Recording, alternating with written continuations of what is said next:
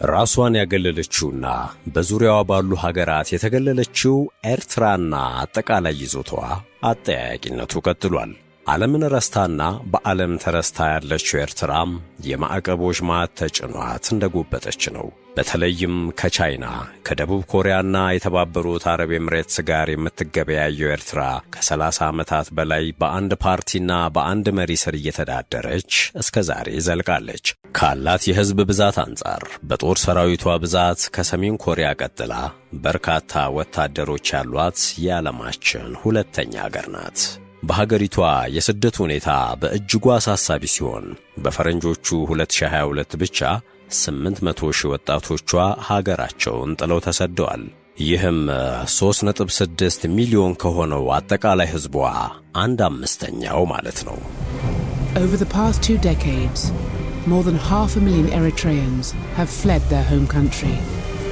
They say they are escaping one of the most repressive and secretive dictatorships in the world.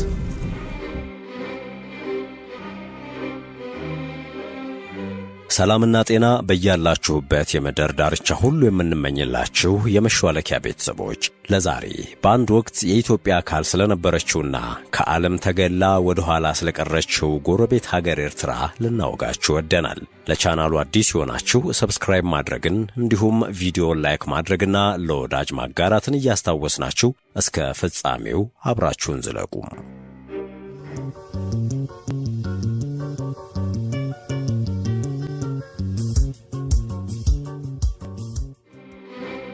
ያለፉት 150 ዓመታት ኤርትራ በተለያየ አስተዳደር ሂደት ውስጥ አልፋለች። ከ1980ዎቹ እስከ 1941 ድረስ በጣሊያን ቅኝ ግዛት ስር፣ በሁለተኛው የዓለም ጦርነት ወቅትና ለቀጣዮቹ 10 ዓመታት ደግሞ በእንግሊዝ ሞግዚትነት ስር ቆይታለች። በቀጣይ ለ10 ዓመታት ከኢትዮጵያ ጋር በኮንፌዴሬሽን ከዚያም ኮንፌዴሬሽኑ ፈርሶ የኢትዮጵያ 14ኛ ግዛት ሆና ተጠቃላ ነበር። እነዚህ ሁሉ ባለፉት 150 በማይበልጡ ዓመታት ውስጥ ኤርትራ ላይ የታዩ የአስተዳደር ለውጦች ናቸው። በንጉሠ ነገሥት ቀዳማዊ ኃይለ ሥላሴ የተደረገው ኤርትራን ከኢትዮጵያ ጋር ማቀላቀል ግን ከሁሉም የከፋውን በአፍሪካ ትልቁን ትጥቅ ትግል አዋልዷል። ለ3 አስርታት ከተደረገ እልህ አስጨራሽ የትጥቅ ትግል በኋላ በ1993 ነጻ ሀገር መሆኗ ቢታወጅም ኤርትራና ሕዝቦቿ የልፋታቸውንና የገበሩት እንደሚያክል ያለፈላቸው አይመስልም። ይልቁንም ውቧና በአጭር ጊዜ ተመንድጋ የአፍሪካ ሲንጋፖር ትባላለች የተባለችው የቀይ ባህር ዳር እንቋ ኤርትራ በአሳዛኝ ሁኔታም የአፍሪካዋ ሰሜን ኮሪያ ሆናለች። በህግደፍና በኢሳያስ አፈወርቂ እንዲሁም በጓዶቻቸው ጠንካራ መዳፍ የታፈነችው ኤርትራ ታዳጊዎቿ ለተከታታይ 10 ዓመታት ወታደራዊ ግዳጅ የሚሰለፉባት፣ በሺዎች የሚቆጠሩ ወጣቶቿ በየቀኑ ሀገር ጥለው የሚሰደዱባት፣ ከተሞቿ እያረጁ የሚፈራርሱባት፣ ምርጫና ዘመናዊ ቴክኖሎጂን የማታውቅ የ21ኛው ክፍለ ዘመን ሀገር ሙሉ እስር ቤት ሆናለች።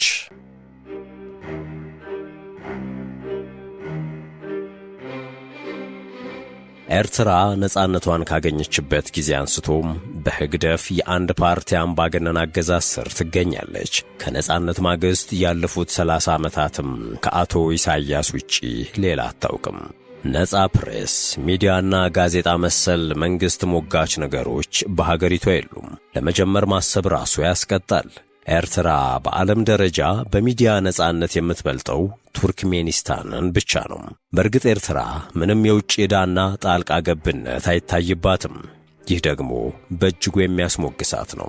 ነገር ግን ከዓለም የተገለለው አካሄዷና አምባገነናዊ አገዛዟ ለራሷም ሆነ ለጎረቤቶቿ እድገት ሳንካ ሆኗል። ኤርትራና ሕዝቧ ከዓለም ተገለው የቁም እስርና ማዕቀብ እንዲደራረብባት ቀን ከሌት ያልሰራ ጎረቤት የላትም። በዚህ አቶ መለስ ከኢጋድ እስከ አፍሪካ ህብረት፣ ከአውሮፓ ህብረት እስከ ቡድን 8 ሀገራት በሄዱበት ሁሉ ኢሳያስ አልሻባብን ያግዛል፣ እኛ በአንጻሩ ሽብርተኝነትን እንዋጋለን እያሉ ማስገለሉ በሚገባ ተሳክቶላቸው ነበር።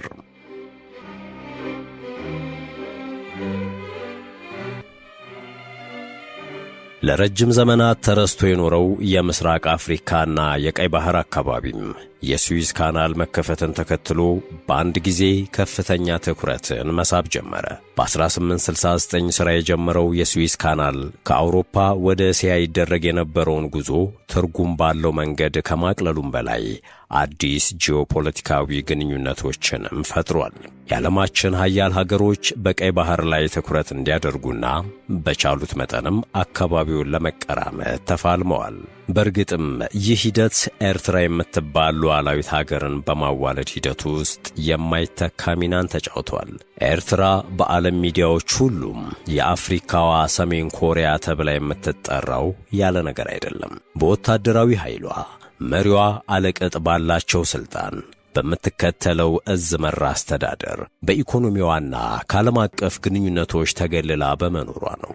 ኤርትራ ከሰሜን ኮሪያ ጋር የሚያመሳስላት አንዱና ትልቁ ዓላማ ሀገሪቱ በሲቪል መንግሥት እየተመራች ቢገኝም ወታደራዊ ኃይልን አብዝታ መጠቀሟና ካላት የሕዝብ ብዛት ጋር ሲነጻጸር ከፍተኛ የጸጥታ ኃይል ያላት መሆኑ ነው።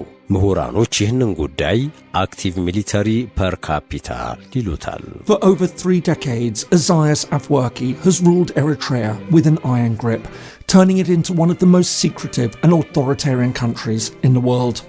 His regime has crushed dissent, forced citizens into indefinite military service, and kept the country in near total isolation. በአንድ ሀገር ውስጥ የሚገኘን የወታደር ቁጥርና የሕዝብ ብዛትን በንጽጽር ለመለካት ይጠቀሙበታል። ኤርትራ ካላት 3.6 ሚሊዮን ሕዝብ ውስጥ ከ200,000 በላይ ዜጎቿ በመደበኛ ጦር ውስጥ የተጠቃለሉ ወታደሮች ሲሆኑ ይህም ማለት ከ1000 ኤርትራውያን 56ቱ ወታደሮች ናቸው ማለት ነው። በዚህም ኤርትራ ባላት ወታደር ዜጎች ብዛት በዓለም ምትቀድማት ሰሜን ኮሪያ ብቻ ናት። ኤርትራ ለእያንዳንዱ ዜጎቿ ብሔራዊ ውትድርና ሥልጠና ግዳጅ ካወጣች ዘመናት ተቆጠሩ። ለወንዶች ከ18 እስከ 40 ዓመት ሲሆን ለሴቶች ደግሞ ከ18 እስከ 27 ዓመት ድረስ በአስገዳጅነት ይፈጸማል። ይህንን ግዳጅ አልሄድም ያለና ከግዳጅ እጠፋለሁ ላለ ሰው ቅጣቱ እጅግ ከባድ ነው። በኮንቴነር እስር ቤቶች አሊያም በአሰቃቂዎቹ የመሬት በታች እስር ቤቶች መታሰር ዕጣው ይሆናል። ለብሔራዊ ውትድርና የሚሄዱ ወጣቶች በማዕድን ማውጣት፣ በግንባታ ሥራዎችና በእርሻዎች ላይ በትንሽ ክፍያ እንዲሰሩ ይደረጋል። ይህ የብሔራዊ ውትድርና አገልግሎት የመንግሥትና የመሪው ፓርቲ ባለሥልጣናት በርካሽ ዋጋ የሚያገኙት የጉልበት መበዝበዣ ነው ሲሉም በርካቶች ይተቻሉ። ኤርትራ ነጻነቷን ካገኘች ጀምሮ ያልተዋጋችው ጎረቤት የላትም። ኢትዮጵያ፣ ጅቡቲና ሱዳን ጦር የተማዘዘችባቸው ሀገራት ሲሆኑም ከጎረቤቶቿ ባለፈ ባህርን ተሻግራ በሃኒሽ ደሴቶች ይገባኛል ውዝግብም ከየመን ጋር ጦር ተማዛለች።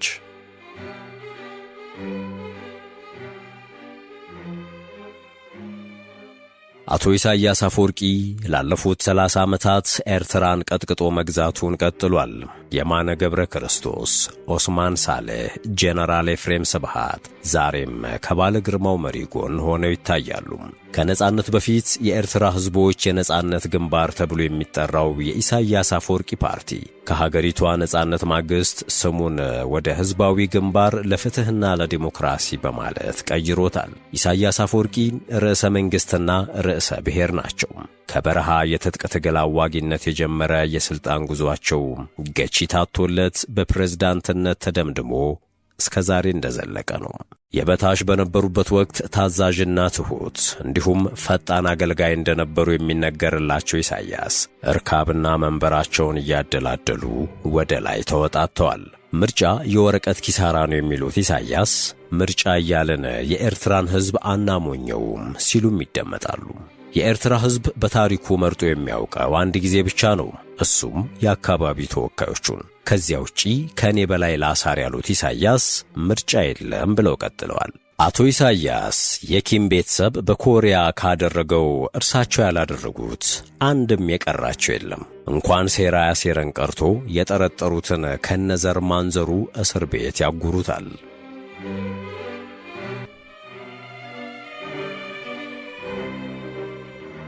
ከኢትዮጵያ ጋር እንደ አውሮፓውያን አቆጣጠር ከ1998 እስከ 2000 ድረስ ለ18 ወራት የተዋጉት ኢሳያስ ሽንፈቱ ከውስጥም ከውጭም ቀውስ ወለደባቸው።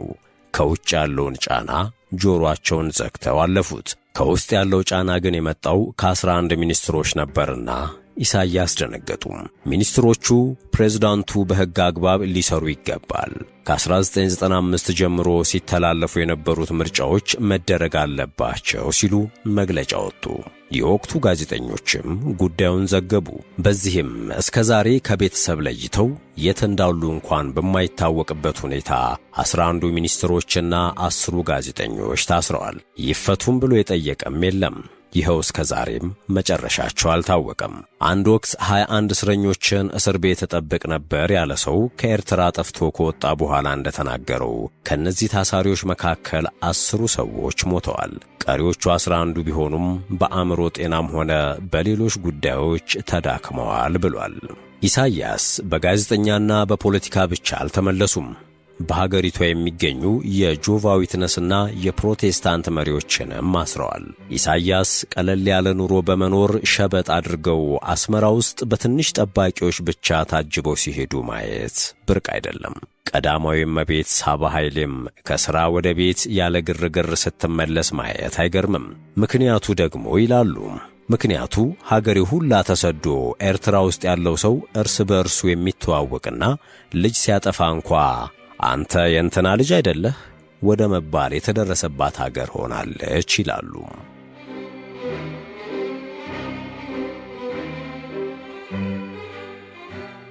የሳዋ ብሔራዊ ውትድርና አገልግሎት ለተራው ኤርትራዊ ብቻ ተወስኖ የኢሳያስን ልጆች አላለፋቸውም። ትልቁ ልጃቸው አብርሃም፣ ሁለተኛዋ ኤልሳና የመጨረሻው የአብራካቸው ክፋይ ብርሃነ ኢሳያስ ሁሉም የብሔራዊ ውትድርና ግዳጃቸውን ጨርሰዋል። በአንድ ወቅት በአደባባይ ልጃቸው አብርሃም ከእርሳቸው ጋር መታየቱን ተከትሎ አልጋ ወራሻቸው ታወቀ ተብሎ በዓለም አቀፍ ሚዲያዎች ሳይቀር ቢተረክም አብርሃም እስካሁን አማካሪያቸው ሆኖ እያገለገለ ይገኛል። በኤሮኖቲካል ኢንጂነሪንግ የተመረቀው አብርሃም የኢሳያስን ወንበር የሚተካው እሱ ነው እየተባለ በሰፊው ይወራል። እስካሁን ድረስም የተረጋገጠ የአልጋ ወራሽነት ስያሜ ባይኖረውም ከኢሳያስ ዋነኛ አማካሪዎች መካከል ልጃቸው አብርሃም አንዱ ነው። የመንግሥት ጫናና የኢኮኖሚ ድቀቱ የጠናባቸው ኤርትራውያን የተወለዱበትን መሬት በየቀኑ ጥለው በመሰደድ በባህር አሊያም በየብስ አድርገውና ብዙ ዋጋ ከፍለው ወደ ጎረቤት አገራት ይሰደዳሉ። In recent years, pictures like these of Eritreans risking their lives to reach Europe have sadly become all too common. They are fleeing poverty, a one-party regime, and above all, a badly paid indefinite national service, obligatory for all men and women. በውቦቹ የኤርትራ ከተሞች ማለትም በአስመራ በከረንና በምጽዋ ከቀን ወደ ቀን ወጣቶች ከእይታ እየጠፉ ኤርትራ የአዛውንቶች አገር እየሆነች ነው። በፈረንጆቹ 2022 ብቻ 800 ሺህ ኤርትራውያን ሀገራቸውን ጥለው ተሰደዋል። ይህም ኤርትራ ከነበራት 3.6 ሚሊዮን ሕዝብ 1/5 ወይም 20 በመቶ ሀገሪቱን ጥሎ ተሰዷል ማለት ነው። ቀደም ሲል ካነሳነው የዜጎች መኮብለል አንጻር ሰሜን ኮሪያ ዜጋዋ ከሀገር ሲወጣ የተገኘ እንደሆን እርምጃው ግልጽና አጭር ነው። ቅጣቱም ሞት ነው። በኤርትራ ግን እንደዛ አይደለም። ወደ ኤርትራ መግባት እንጂ መውጣት ያን ያህል አስጊ ጉዳይ አይደለም። በሀገሪቷ ውስጥ ለጥቂት ሚሊዮን ዜጎቹ የሥራ ዕድል መፍጠር ያልቻለው መንግሥት ዜጎቹ ከሀገር ወጥተው መሄዳቸውን የሚፈልገው ነው የሚመስለው።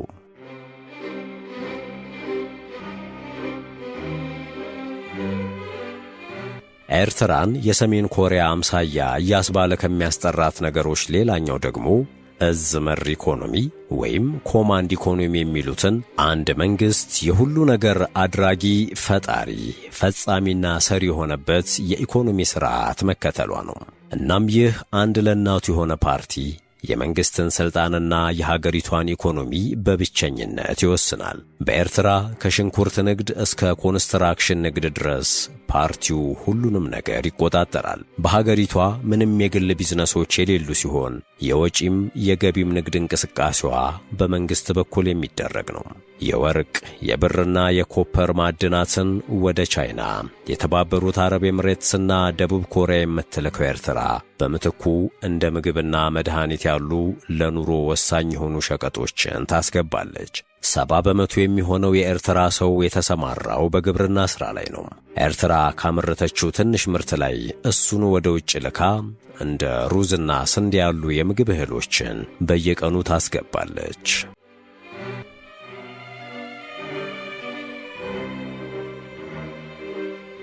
ይህ በአንድ ወቅት የቀይ ባህር ዕንቁ ተብሎ ይጠራ የነበረው የምጽዋ ወደብ መገኛ ስፍራ ነው። ለኢትዮጵያ የውጭ ንግድ ዋነኛ መተላለፊያና የሀገሪቱ ታላቅ የገቢ ምንጭ ከነበሩት ወደቦች አንዱ መገኛ የሆነችው ምጽዋ በአንድ ወቅት የጭነት መኪናዎችና የነጋዴዎች ጩኸት ይሰማባት እንዳልነበር ዛሬ ላይ በዝምታና በጸጥታ የተዋጠች ሰው አልባ ጎስት ታውን ሆናለች። በምጽዋ ወደብ ክሬኖችና ሌሎች መሳሪያዎች ሥራ ካቆሙ ዓመታት ተቆጥረዋል። የባህር ዳርቻ አካባቢ በመሆኑም ለዝገትና ለአየር ንብረት መጎዳት የተጋለጡት የወደብ መገልገያዎችና ሕንፃዎች ለረጅም ጊዜ በጥገና እጦት ምክንያት ከፍተኛ ጉዳትና መጎሳቆል እንደደረሰባቸው አፍ አውጥተው ይናገራሉ። በአንድ ወቅት በካፌዎች በሬስቶራንቶችና ሱቆች የተሞላች የነበረችው ከተማ አብዛኞቹ ተዘግተውና ሕንፃዎቹ ፈራርሰው የከተማዋን መሽመድመድ ይመሰክራሉ። የቀድሞ ወደብ ሆቴል ወይም እንደ ራስ ገንቦ ያሉ ጥቂት ሆቴሎች ቢኖሩም በአገልግሎት አቅምና በጥገና እጦት ምክንያት መጎሳቆላቸውን ማንም የሚታዘበው ነው።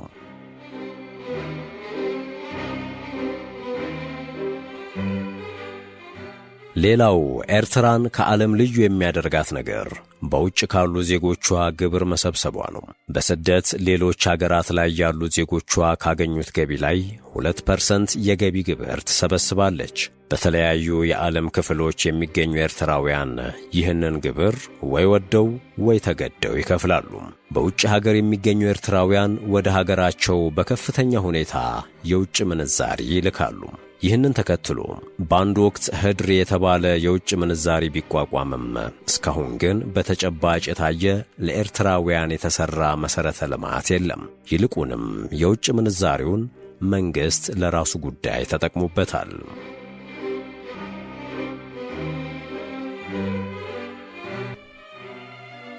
ኤርትራ ከቀድሞ እናት ሀገሯ ከተለየች ወዲህ በተነሳው ጦርነት ብዙ ነገሮችን ከስራለች። በቀጠናዋና በአፍሪካም ሆነ በዓለም ፖለቲካ ራሷን አግልላና ሌሎችም ገፍተዋት ለበርካታ ዓመታት ከበርካታ ሀገራት ተገልላ በሯን ዘግታ እስካሁን ዘልቃለች። ከኢትዮጵያ ጋር በነበራት ችግር ደግሞ የቀድሞ ጠቅላይ ሚኒስትር መለስን የሚያክል ኢሳያስንና ኤርትራን ከዓለምና ከቀጠናው አውድ የማግለልና የማስገለል ሥራ የሠራ የለም።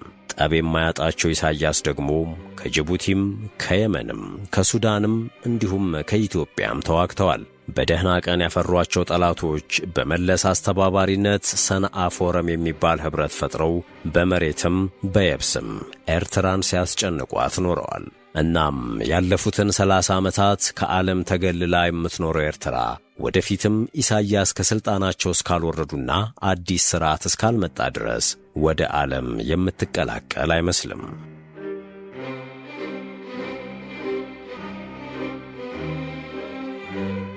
ውድ የቻናላችን ቤተሰቦች ለዛሬ ስለ ጎረቤት ሀገር ኤርትራ ያስቃኘንበት ዝግጅት የተከታተላችሁትን ይመስል ነበር። አብራችሁን ስለቆያችሁ እያመሰገንን ለቻናሉ አዲስ የሆናችሁ ሰብስክራይብ በማድረግና የደውል ምልክቱን በማብራት አዳዲስ ተረኮችን ስንለቅ በቅድሚያ እንዲደርሷችሁ ማድረግ እንደምትችሉ በማስታወስ ተሰናበትን። ሰናይ ጊዜ በያላችሁበት።